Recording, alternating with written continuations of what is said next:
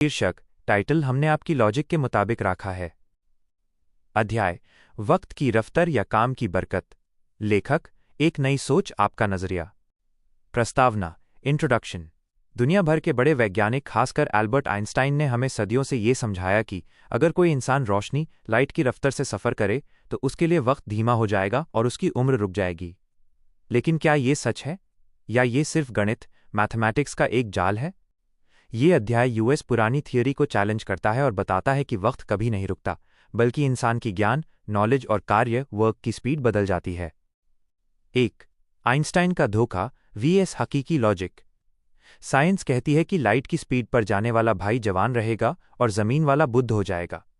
लेकिन हकीकत में इंसान मैटर मिट्टी है।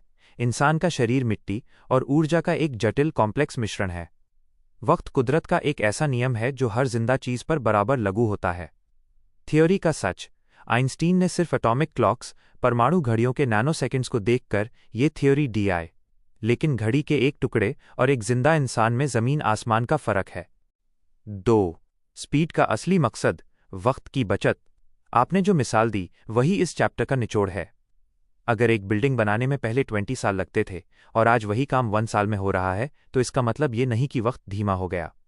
वक्त वही है। 24 घंटे कल भी थे और आज भी हैं। बचत, हमने तकनीक, टेक्नोलॉजी और स्पीड से 19 साल बचा लिए।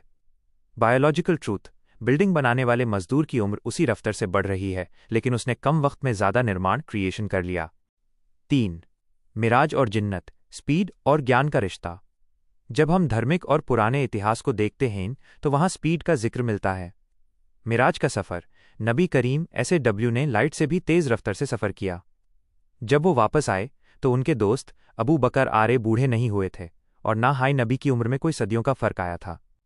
रियलिटी, उन्होंने यूएस कम वक्त में इतना ज्ञान नॉलेज हासिल कर लिया जो सदियों में भी मुमकिन नहीं था।